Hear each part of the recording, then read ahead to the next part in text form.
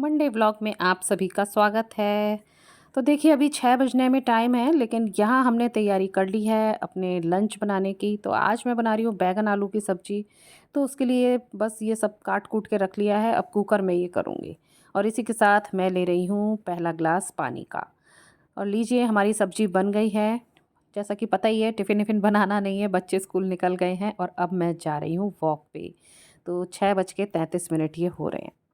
आज तो मतलब वॉक करने में आपको सही बताऊँ बिल्कुल मज़ा नहीं आया। 7 बज मतलब इतने टाइम जो साढ़े 6 बजे मैंने दिखाया, लेकिन इतनी ज़्यादा धूप थी ना, मतलब ऐसा लग रहा था जैसे मैं 8 बजे वॉक करने जा रही हूँ। ये देखिए कितनी तेज़ वाली धूप है।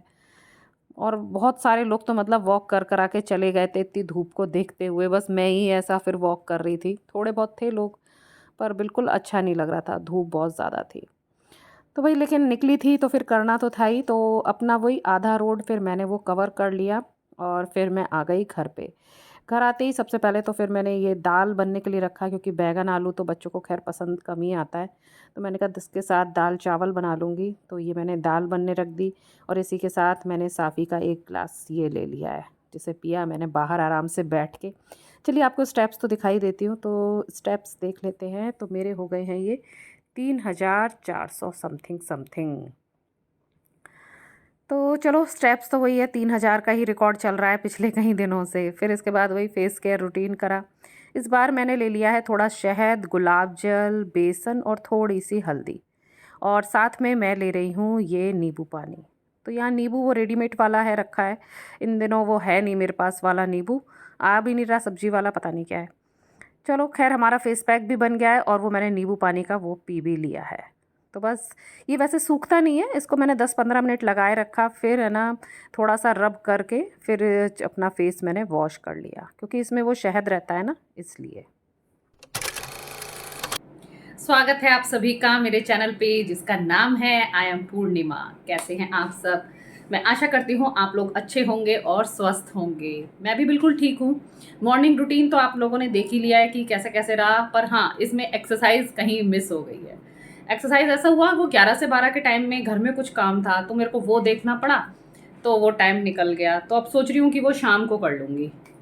देखते हैं कैसा रहता है आगे चल के। फिर मैंने खाना खा लिया था, मैंने क्या एक्सरसाइज का टाइम तो है नहीं, खाना ही खा लो। और भूख भी लग रही थी, खाना वाना खा के आराम से बैठी हूँ। अब वही है, दोपहर का टाइम है, देखती हूँ अपनी वो मंडाला आर्ट में मन लगेगा तो काम कर लूँगी, नहीं तो मैं करूँगी रेस्ट।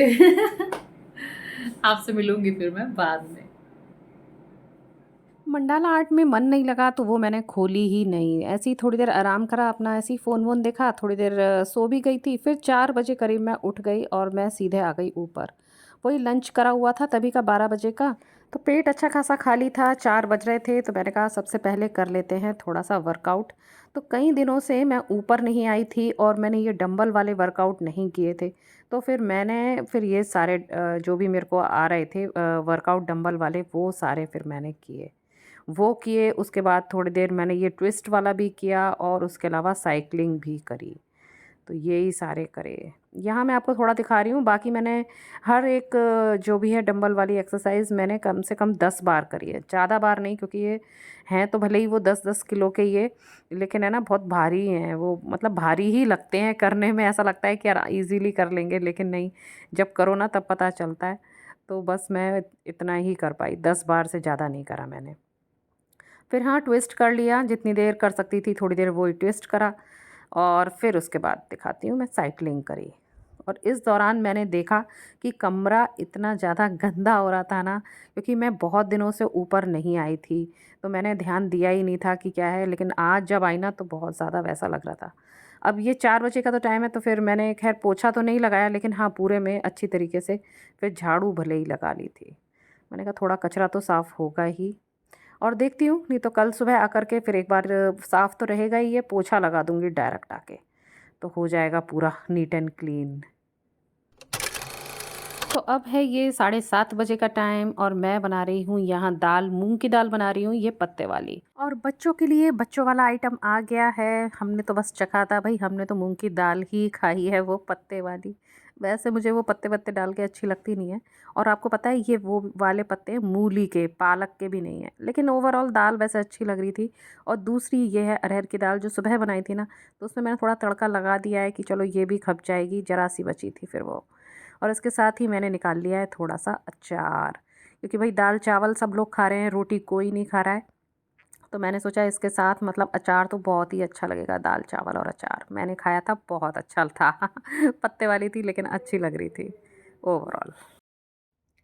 हम आ गए हैं अपने व्लॉग के एंड में। और मैं सोच रही हूँ काफ़ी बोरिंग सा ये व्लॉगिंग चल रहा है, तो कल इसको कुछ इंटरेस्टिंग बनाते हैं। अभी तक मैंने कीटो डाइट नहीं करी है, नाम बहुत सुना है इसका, लोग महीनों महीनों तक इसे करते हैं। लेकिन खैर महीनों नहीं, कल सोच रही हूँ कि कल कीटो डाइट के बारे में थोड़ा सर्च करेंगे और फिर उसके बारे में जा कर के मार्केट से शॉपिंग करेंगे कि कीटो डाइट में क्या क्या खाया जाता है। फिर एक दो दिन देखते हैं करके कि कैसा लगता है।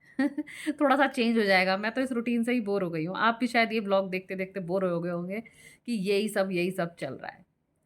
तो चलिए कल कुछ थोड़ा डिफरेंट करने की कोशिश करते हैं और फिर मिलेंगे आपसे नेक्स्ट व्लॉग में। तब तक के लिए tata, bye bye and thanks for watching.